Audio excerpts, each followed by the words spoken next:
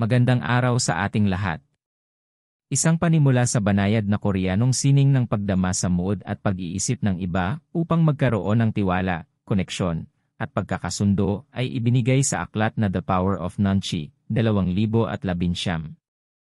Bagamat ang Nonchi ay may mga pundasyon sa kulturang Koreano, ang mga ilustrasyon nito ay materyal sa mga setting na malayo sa Korea.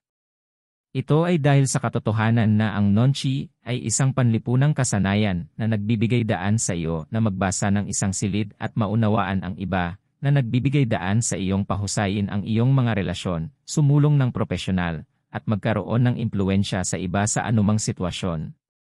Tungkol sa may akda, si Yoon Hong ay isang mamamahayag na may akda ng The Birth of Korean Cool at nagsulat para sa Wall Street Journal, Washington Post, at New York Times.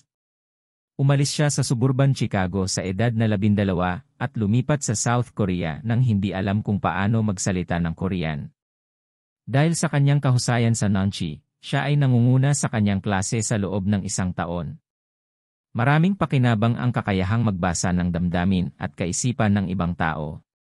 Mas malamang na magkaroon ka ng isang positibong relasyon sa pagtatrabaho sa iyong boss kung kaya mong mahulaan ang mga paghihirap na kinakaharap niya ng mag-isa. Sa katulad na paraan, maaari kang magsimula ng isang pagkakaibigan at, sino ang nakakaalam, kung malalaman mo kung ano ang iniisip ng gwapong lalaking iyon na may mga dimples na palagi mong kinakaharap. Pagkatapos ay marahil karagdagang mga bagay. Ang emosyonal na katalinuhan sa anyo ng Nonchi ay makakatulong sa iyo sa lahat ng larangan ng buhay. Makakatulong ito sa iyo na gumawa ng mga koneksyon na mayaman, at kasiyasya sa pamamagitan ng pagpapakita sa iyo kung paano magbayad ng pansin at matuto mula sa iba. Babaguhin ito ang iyong propesyonal at personal na buhay sa ganitong paraan. Matututuhan mo ang kung paano magpapansin at matuto tungkol sa mga nakapaligid sa iyo sa buod na ito. Kung paano gumawa ng magandang impresyon sa iba, at kung paano magkaroon ng epekto sa iyong mga katrabaho sa trabaho. Pangunahing ideya 1. Ang Nonchi ay isang banayad na Koreanong sining na naglalayong bumuo ng tiwala, pagkakaisa, at koneksyon sa pamamagitan ng pagbabasa ng mga iniisip at damdamin ng iba. Sabihin nating nagsimula ka kamakailan ng bagong trabaho. Gusto mong gumawa ng magandang unang impresyon sa isang party sa trabaho dahil naimbitahan ka. Pagpasok mo sa kwarto, napansin mong nagtatawanan ang lahat sa biro ng isang matandang babae na hindi mo pa nakikita noon na hindi masyadong nakakatawa. Sa ganitong sitwasyon, ano ang gagawin mo? Kung ikaw ay may mabuting Nonchi, maaari mong mahinuha na ang babaeng gumagawa ng biro ay mahalaga, at malamang na ang kanyang amo. Kung tutuusin, lahat ng tao sa kanyang immediate vicinity ay nagkakasiyahan sa kanyang masamang biro. Pagkatapos, makakahanap ka ng pinakamahusay na oras upang magalang na ipakilala ang iyong sarili sa kanya. Ang Korean Art of Nonchi, kung saan masasabi ng isang tao kung ano ang iniisip at nararamdaman ng ibang tao sa pamamagitan ng kanilang ginagawa, ay mahalaga para sa pag-navigate sa mahihirap na sitwasyon sa lipunan. Ang salitang Nonchi ay literal na isinalin sa "I measure" sa Korean. Ito ay ang kakayahang makita ang mundo sa paligid mo, at upang patuloy na ayusin ang mga pagpapalagay ng isang tao bilang tugon sa mga pagbabago sa mundong iyon. Ang Nonchi ay isang sining na lumago mula sa natatanging kasaysayan ng Korea, at isang mahalagang bahagi ng buhay panlipunan doon. Ang Korea ay invaded hanggang 800 beses, dahil ito ay nasa intersection ng China at Japan, dalawang Asian superpower. Ang Korea, sa kabilang banda, ay hindi lamang nakaligtas, ngunit umunlad sa buong magulong kasaysayan nito. Paano? Sa pamamagitan ng sining ng Nonchi. Kinailangan ng Korea na tanggapin at tulungan ang malalaking mananakop na ito dahil napakaliit nito para labanan sila. Halimbawa, sa panahon na ang kanilang bansa ay kolonisado ng mga Hapons mula 1,911 hanggang 1,945, ang mga Koreano ay nahaharap sa suliranin ng pagbabalanse ng pangangailangang pasayahin ang kanilang mga Panginoong Hapones sa pangangailangang pangalagaan ang kanilang sarili at ang kanilang kultura sa pamamagitan ng maingat na pangangalaga sa mga pahayagang Koreano, hindi mga relihiyong Hapon, at edukasyong Koreano sa mga paaralan. Sa mga kwentong bayan ng Korea, tulad ng tungkol kay Hong Gildong, isang Korean Robin Hood, noong ika-16 na siglo, ipinagdiriwang ang nunchae dahil sa malaking kontribusyon nito sa kasaysayan at kultura ng Korea. Napagtagumpayan ni Hong ang isang pagtatangkang pagpatay, pinabagsak ang isang hari, at kalaunan ay naging hari sa pamamagitan ng paggamit ng kanyang nunchi. Gayunpaman, ang katotohanan na ang nunchi ay nagmula sa kulturang Koreano ay hindi pumipigil sa paggamit nito sa ibang mga setting. Sa anumang kultura, matutulungan ka ng nunchi sa pagpili ng perpektong romantiko o kasosyo sa negosyo, isulong ang iyong karera, at protektahan ka mula sa mga potensyal na kalaban. Sa katunayan, natuklasan ni Jeo Hong Heo, isang propesor ng psikolohiya sa Kyungpook National University sa Korea, na ang mga individual na may mataas na kasanayan sa nunchi ay mayroon ding mas mataas na pagpapahalaga sa sarili at kasiyahan sa buhay. Sa makatuwid, ang pagtanggap sa banayad na kapangyarihan ng nunchi ay maaaring makatulong sa iyong mamuhay ng mas maligayang buhay. Ang silid ay ang pangunahing unit ng nunchi. Paano tinukoy ang isang silid? Bueno, ito ay isang silid na may mga dingding at isang bubong na nakapaloob. Ito ay malamang na may isang pinto at isa o dalawang bintana. Gayunpaman, ang isang silid ay isang social space pati na rin ang isang pisikal na espasyo. Ang silid ay ang pinakamahalagang unit para sa pagsasabuhay ng nunchi sa pang-araw-araw na buhay. Upang ilagay ito sa ibang paraan. Ang silid sa kabuuan at kung paano nakikipag-ugnayan ang lahat sa loob nito ay dapat na ang focus ng iyong pagmamasid sa halip na isang individual. Nakarating ka na ba sa isang silid kapag may pumasok na sikat o mahalagang tao? Mapapansin mo kaagad ang pagkakaiba, kahit na hindi mo makita ang pinto o kung sino ang kakapasok lang. Posible na ang mga tao ay magsimulang magbulungan sa isa't isa.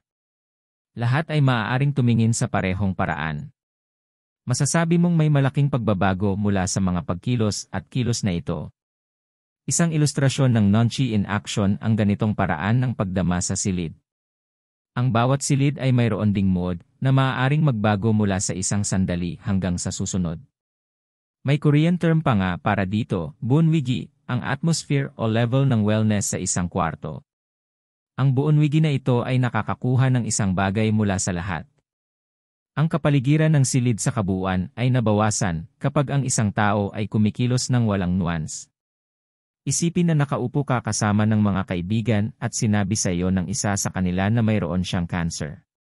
Kapag nakita ng isang bagong kaibigan ang malungkot na mukha, ngumiti siya at nagtanong, nasaan ang libing? Ang individual na iyon ay kumikilos ng walang nunchi at lumilikha ng awkwardness at kahihiyan sa paligid ng isang seryosong anunsyo sa pamamagitan ng pagsasalita sa paraang hindi naaayon sa mood ng silid. Gayunpaman, ang nunchi ay higit pa sa pagsasalita o pakikinig sa tamang oras. Kasama rin dito ang pagbabasa sa kwarto para makagawa ka ng mga galaw at gumawa ng mga bagay na magpapagaan ng pakiramdam sa kwarto sa kabuuan.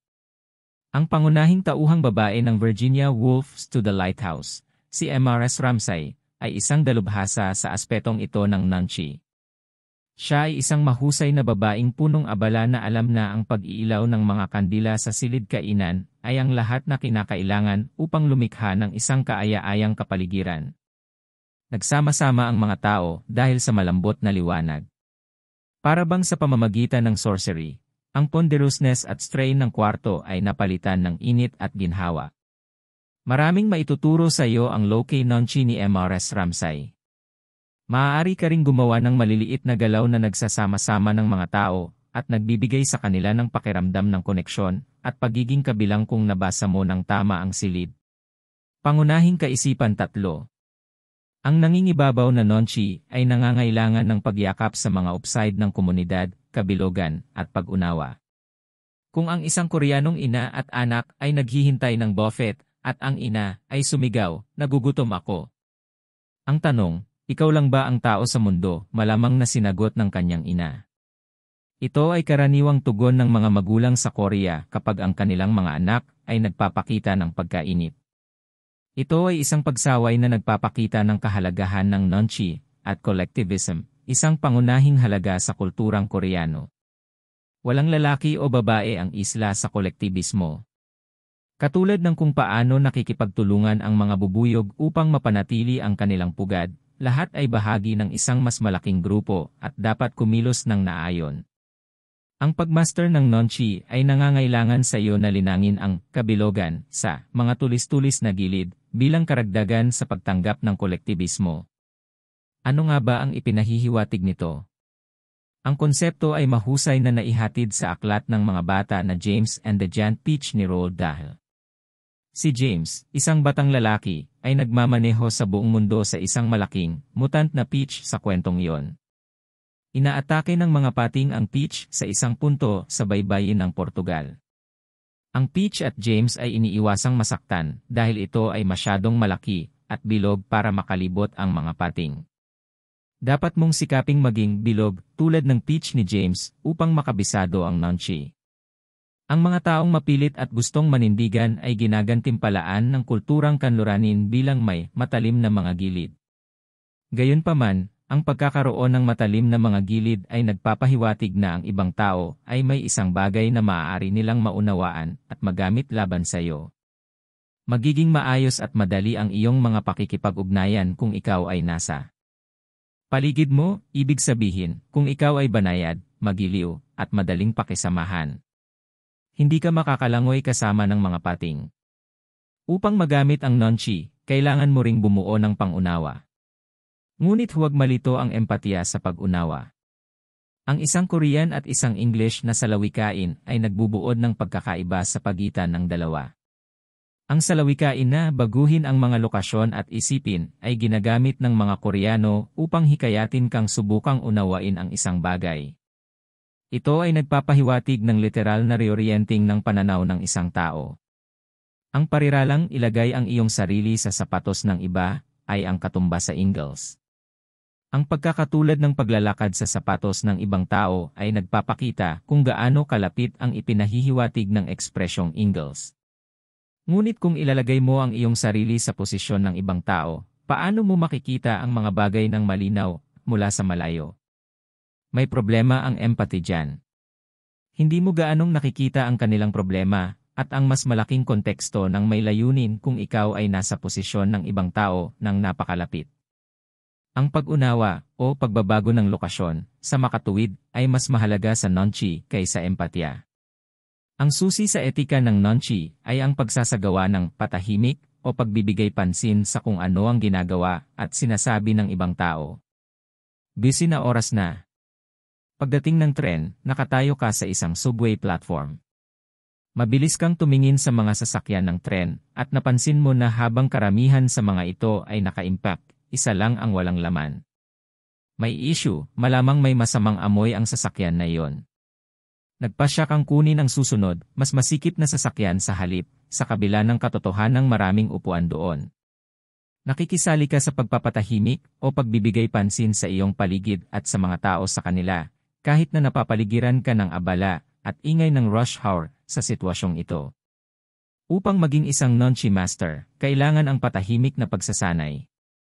Ito ang pundasyon ng maraming mahahalagang tuntunin sa etiketa ng Nonchi. Ang isang tuntunin ng Nonchi ay nagsasaad na dapat mong linawin ang iyong isip at itapon ang anumang mga naisip na ideya bago pumasok sa anumang silid.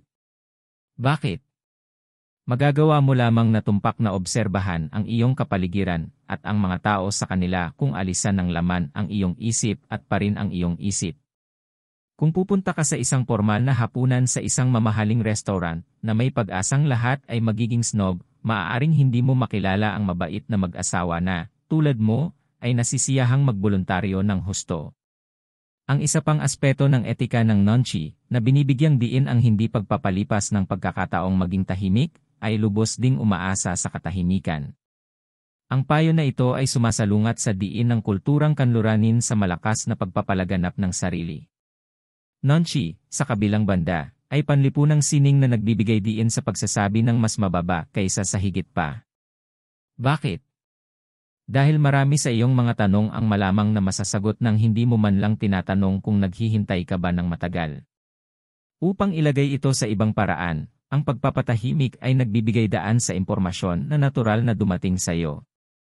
Bilang resulta, ang mga mag-aaral sa mga paaralan sa Korea ay hindi hinihikayat na itaas ang kanilang mga kamay sa panahon ng mga aralin upang magtanong. Makatuwiran na ang mga tanong ng isang mag-aaral ay maaaring makagambala at makadiskaril sa aralin. Ang pagpapahintulot sa instruktor na magpatuloy at ganap na magbigay ng kanyang kaalaman ay higit na mabuti. Natural, ang isang bata ay maaaring palaging magtanong sa guro pagkatapos ng klase kung mayroon pa rin siyang mainit na tanong sa dulo. Ang punto ay ang marami sa iyong mga katanungan ay malamang na masasagot kung sapat ang iyong pasensya. Sa makatuwid, pinakamahusay na manatiling tahimik at makinig. Ang ikalimang pangunahing ideya, nonchi, ay tumutulong sa iyong gumawa ng magandang unang impresyon sa iyong sarili at sa iba. Ang Victorian detective ni Sir Arthur Conan Doyle na si Sherlock Holmes ay isang dalubhasa sa paggawa ng mga unang impresyon. Napansin ni Holmes ang kayumanggi, mahinang mukha ni Dr. John Watson, at ang awkward na paraan ng paghawak niya sa kanyang braso noong una silang magkita. Si Watson ay magiging kasosyo niya sa krimen. Tama ang kanyang konklusyon na kamakailan lamang ay nagtrabaho si Watson bilang isang doktor ng hukbo sa Afghanistan batay sa mga pisikal na katangiang ito. Hindi lahat tayo ay maaaring maging kasing talino ni Sherlock Holmes, na napakaraming alam tungkol sa mga tao mula sa kanilang unang impresyon. Gayunpaman, matutulungan tayo ng nonchi na mapabuti ang ating kakayahang magbasa ng mga bagong dating at gumawa ng mas tumpak na mga pagtatasa ng kanilang mga pagkakakilanlan. Dahil sila ang panlipunang katumbas ng paghusga sa isang libro, sa pamamagitan ng pabalat nito, binabaliwala ng mga tao ang mga unang impresyon. Pagkatapos ng lahat, may posibilidad na ang mabilis na paghuhusga ay batay sa mga prejudices tulad ng racism o sexism. Ngunit dahil lamang sa pinagkakatiwalaan mo ang iyong mga unang impresyon ay hindi nangangahulugan na tinatanggap mo ang iyong mga bias. Nonchi, sa kabilang banda, labanan ang bias. Paano kaya? Tandaan na hinihiling sa iyo ng nonchi na palayain ang iyong naisip na mga paniwala at pagpapalagay. Sa kabilang banda, ang pagtatangi ay naayos. Hindi ito maaaring baguhin sa bagong impormasyon. Ang unang impresyon na nakabatay sa nonchi ay nangangailangan sa iyo na suriin ang mga tao at mga pangyayari batay sa kung ano ang nakikita mo sa halip na ang iyong mga naisip na ideya. Sa kabaligtaran, tinuturuan ka ng nonchi na gawin ang ugali ng pagsalamin o banayad na gayahin ang wika ng katawan at mga kilos ng taong kausap mo upang makagawa ng magandang unang impresyon para sa iyong sarili. Noong 2018, nakipagpulong si Moon Jae-in, ang premier ng South Korea, kay Kim Jong-un, ang pinuno ng North Korea, sa isang makasaysayang summit na pinagtagpo ang mga pinuno ng dalawang Korea. Ang ugali na ito ay nasa buong pagpapakita. Ang body language at mga galaw ng dalawang leader ay lubos na nakasynchronize sa mga video ng summit na iyon. Yumuyuko sila sa isa't isa sa halos parehong tagal ng oras at sa parehong anggulo. Halos pare-pareho ang bilis ng pagkonsumo nila kapag sabay silang kumakain. Bilang karagdagan sa pagpapakita na ang dalawang pinuno ng Korea ay nagkakaisa, ang pagmirror na ito ay gumana. Sa pamamagitan ng pagpapakita ng paggalang, sinikap din ng bawat pinuno na gumawa ng positibong impresyon sa isa't isa. Makakagawa ka rin ng magandang unang impresyon sa pamamagitan ng pagpapakita ng pagkakahanay at pagkamagiliw sa ganitong paraan. Handa na ba itong magsalamin ngayon? Pangunahing ideya 6. Tinutulungan ka ni nonchi na bumuo ng mas maayos na mga ugnayang panlipunan sa pamamagitan ng pagbibigay diin sa kahalagahan ng hindi direktang komunikasyon.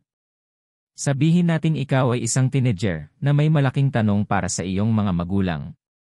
Marahil ay kailangan mong humingi ng pahintulot na magpahinga sa bahay ng iyong pinakamalapit na kasama o pumunta sa isang palabas kasama ang iyong mga kasama. Kapag angkop na itanong kung ano ang gusto mo, malamang na pag-iisipan mo ito ng husto. Maaaring alam mo na hindi magandang ideya na tanungin si nanay bago siya uminom ng kape sa umaga kapag siya ay pagod at irritable. O mas malamang na ang tatay sa gabi kapag nanonood siya ng paborito niyang sitcom. Kapag ang mga tao ay naging matanda na, lumilitaw na naniniwala sila na ang lahat ng kanilang mood swings ay tapos na sa ilang kadahilanan. Sila ay nasa hustong gulang at nasa hustong gulang na, maaari ba silang magsalita ng direkta? Ang problema ay ang mga tao at pamilya ay nakikipag-usap sa iba't ibang paraan. Sa isang pamilya, maaaring normal para sa nakatatandang kapatid na babae na sumigaw. Galit ako sa'yo, kapag galit siya. Gayunpaman, sa ibang pamilya, maaaring umalis siya sa bahay sa pamamagitan ng pagsasabi ng maglalakad ako. Karamihan sa mga estilo ng komunikasyon ng mga tao ay bunga ng kanilang paglaki. Dahil dito, ang isa sa pinakamahalagang aspeto ng nonchi ay ang mahihinuha ang mga muod at damdamin ng mga tao mula sa kanilang hindi direktang mga pahiwatig. Ang pakikisama sa mga romantikong relasyon ay nangangailangan din ng nonchi. Kahit na maraming eksperto ang nagsasabi na responsibilidad mong malinaw na ipaalam ang iyong mga pangangailangan sa isang relasyon, kadalasang mas komplikado ang komunikasyon. Kung nagkaroon ka na ng kapareha na hindi naiintindihan kung paano nakakaapekto sa iyo ang kanyang mga salita at kilos o hindi marunong magbasa sa pagitan ng mga linya, alam mo kung gaano ito kahirap. Halimbawa, kung umuwi ka na pagod mula sa isang nakakapagod na linggo ng trabaho at sabihin sa kanya na hindi ka pupunta sa birthday party ng kanyang kaibigan dahil pagod ka, hindi niya maiintindihan. Ang pagbabasa sa pagitan ng mga linya sa iba pang mga panlipunang relasyon ay kasing halaga. Posible bang ang pilit ng pag-aalaga sa may sakit na ina ng iyong matalik na kaibigan ang sisihin sa kanyang kamakailang pagkamayamutin? Kung ito ang kaso, ano ang maaari mong gawin ng magkasama upang matulungan siyang makapagpahinga at magsaya? Ang pamamaraang ito ng paglilinang ng nonchi ay magreresulta sa mga relasyon sa iyong buhay panlipunan na mas maayos at mas maalalahanin. Upang umunlad sa iyong karera, ang pangunahing ideya na pito nonchi ay mahalaga para sa pagtulong sa iyo sa tumpak na pagbabasa ng iyong lugar ng trabaho. Sino sa opisina ang kilala mo kung sino ang umunlad sa kanyang karera nang mas mabilis kaysa sa iyong iniisip na dapat niyang gawin? Nauuna siya sa kabila ng pagiging mahusay, ngunit hindi katangi-tangi. Paano? Wala siyang espesyal na relasyon sa amo. Siya ay nagtagumpay dahil sa kanyang mahusay na nonchi. Dapat mong obserbahan at matuto mula sa kanya kung gusto mo ring umasenso ng propesyonal. Ito ay dahil ang lugar ng trabaho ay walang transparency. Sa katunayan, ito ang sentro ng doublespeak at hindi direktang komunikasyon. Ito ang dahilan kung bakit ang nonchi ay isang epektibong tool para sa pag-navigate sa lugar ng trabaho. Paano ito magagamit doon? Una sa lahat, ang pagbabasa sa silid sa halip na pagbabasa ng mga opisyal na pahayag o anunsyo ng iyong kumpanya ay magtuturo sa iyo ng higit pa. Gumugol ng ilang sandali sa pagmamasid sa silid bago makipag-usap sa mga tao sa anumang sosyal, trabaho, o kaganapan sa pagpupulong. Sino ang naroroon at kanino sila nakatayo o nakikipag-usap? Posible bang ang kanilang body language ay nagmumungkahi ng isang hierarchy na naiiba sa opisyal na hierarchy na nakabalangka sa website ng kumpanya? Sino ang nagbabantay kanino? Ang ganitong uri ng pagmamasid ay magbibigay sa iyo ng mas malalim na pag-unawa sa kung paano gumagana ang kapangyarihan sa iyong lugar ng trabaho. Sabihin nating mas gusto ng founder ng kumpanya na makipag-hangout kasama ang deputy director kaysa sa direktor. Kahit na mukhang mas mababa ang otoridad niya kaysa sa kanya, dapat mong pag-isipang mabuti ang pagbuo ng isang magandang relasyon sa representante na direktor tulad ng gagawin mo sa kanyang superior. Si nonchi naman ay hindi lang kapaki-pakinabang kung nagtatrabaho ka sa isang organisasyon o negosyo. Nakakatulong din ito kung magpapatakbo ka ng sarili mong negosyo. Ang karamihan sa pinakamatagumpay na mga negosyante ay nakakamit ng tagumpay dahil sa kanilang mabilis na nonchi o kakayahang basahin kung ano ang gusto ng mga customer at ng pangkalahatang publiko. Kunin ang tagapagtatag ng Apple, si Steve Jobs. Nang ang kumpanya ay gumagawa ng unang iPod, ipinakita niya ang kanyang mabilis na nonchi. Hiniling niya sa kanyang mga developer na ang mga user ay dapat na mahanap ang anumang kanta sa hindi hihigit sa 3 pag-click. Intuitively alam ni Jobs kung ano ang nakakainis sa mga user na nagpapakita ng kanyang kapangyarihan ng nonchi. Ang Apple ay patungo na sa pagiging isa sa pinakamatagumpay na negosyo sa mundo salamat sa tagumpay ng iPod. Tulad ng sinasabi, ang natitira ay kasaysayan. Pangunahing ideya numero 8, sinasangkapan ka ni Nunchi ng mga paraan upang magkaroon ng impluwensya sa trabaho. Kung may kapangyarihan ka lang na magwagayway ng Magic Wand at makuha ang lahat ng gusto mo sa trabaho, mula sa mga promosyon hanggang sa inaasam-asam na mga takdang aralin. Ang problema ay ang iyong kakayahang maimpluwensyahan ang mga tao sa lahat ng antas ng hierarchy ng opisina ay kritikal sa pagkamit ng iyong mga layunin. At hindi laging madaling maimpluwensyahan ang mga tao. Nunchi, sa kabutihang palad, ay nagpapakita ng paraan. Ang pinakamahusay na paraan upang gamitin ang Nunchi upang maimpluwensyahan ang iyong boss ay upang matukoy kung ano ang kailangan niya at pagkatapos ay ipakita ang iyong sarili bilang sagot. Sabihin nating gusto mo ng pagtaas, ngunit alam mo na ang iyong kumpanya ay nahihirapan sa pananalapi, malamang hindi ubra kung magtatanong ka lang sa opisina ng boss mo. Ikaw, sa kabilang banda, napapansin na ang iyong boss ay gumugugol ng maraming oras sa pamamahala ng mga pagpupulong at paggawa ng mga gawaing pang-administratibo sa halip na gamitin ang oras na iyon upang makakuha ng bagong negosyo ayon sa nararapat. Ipanukala ang paggawa ng higit pang managerial at administrative work para sa kanya sa iyong susunod na check-in meeting para mabigyan siya ng mas maraming oras para sa iba pang mga bagay. Hindi lamang ito nakakatulong sa kanya, ngunit pinoposisyon ka rin ito para sa promosyon. Ang Socratic method ay isa pang Nunchi approach sa pag-impluwensya sa iba. Ang sinaunang pilosopong Griego na si Socrates ay bumuo ng ganitong paraan ng pagtatanong sa iba. Ang sinaunang pilosopong Griego na si Socrates ay bumuo ng ganitong paraan ng pagtatanong sa iba. Si Socrates ay banayad na hinikayat ang mga tao na sumang-ayon sa kanya sa pamamagitan ng paglalantad ng maling lohika sa kanilang mga argumento sa pamamagitan ng pagtatanong. Sabihin nating nagpa siya ang isa sa iyong mga katrabaho na gumamit ng mga larawan ng Disney sa mga materyales sa marketing na kailangan ninyong ipadala sa pamamagitan ng email. Malinaw na ito ay isang masamang ideya, ngunit dapat mong iwasang sabihin ito ng tahasan dahil ang iyong katrabaho ay sobrang tahimik kapag hinamon. Tanungin siya ng mga maalalahang tanong tulad ng, "Wow, nakakuha ka ng pahintulot mula sa Disney na gamitin ang mga larawang iyon. Paano mo nagawa iyon ng napakabilis?" Kailangan niyang aminin na hindi niya talaga nakuha ang pahintulot ng Disney. Kung iyon ang kaso, ang iyong sagot ay mahusay. Kaya sa wakas ay tumalikod na ang Departamento ng Batas tungkol sa pagdemanda. Pagkatapos ay kailangan niyang aminin na hindi niya pinamahalaan ang kampanya ng legal na departamento. Maaaring magsimulang magtanong ang iyong kasamahan sa karunungan ng kanyang desisyon sa puntong ito. Kailangan mo lang magtanong para malaman niya kung ano ang mali sa kanya. Hindi lang mataktikang maimpluwensyahan mo ang mga tao sa trabaho gamit ang Nunchi. Maaari mong pagbutihin ang iyong pagganap sa loob at labas ng lugar ng trabaho sa pamamagitan ng pagmaster ng mga diskarte tulad ng pagpapatahimik at pagbabasa sa silid. Mga huling ideya sa pangunahing punto ng buod na ito.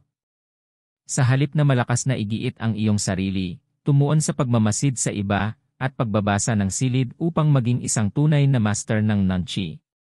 Bilang karagdagan, upang makakuha ng mas malalim na pag-unawa sa iyong panlipunang kapaligiran, yakapin ang mga prinsipyo ng kolektibismo, kabilugan, at pag-unawa.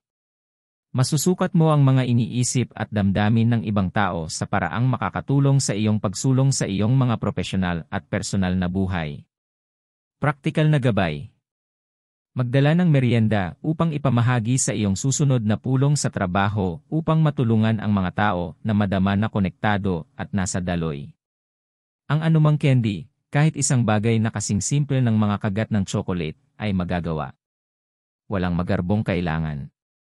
Hello everyone, may dala akong chocolate, simula. Siguraduhin gamitin ang salitang lahat dahil ito ay nagbibigay ng impresyon na ang lahat ay bahagi ng grupo. Hilingin sa taong nakaupo sa tabi mo na tulungan ang iyong sarili sa chocolate at pagkatapos ay ipasa ang kahon. Ang daloy at pakiramdam ng komunidad ay na-spark sa pamamagitan ng pabilog na galaw ng pagpasa ng mga treats sa paligid. Salamat sa pagtangkilik. Please subscribe po sa ating channel.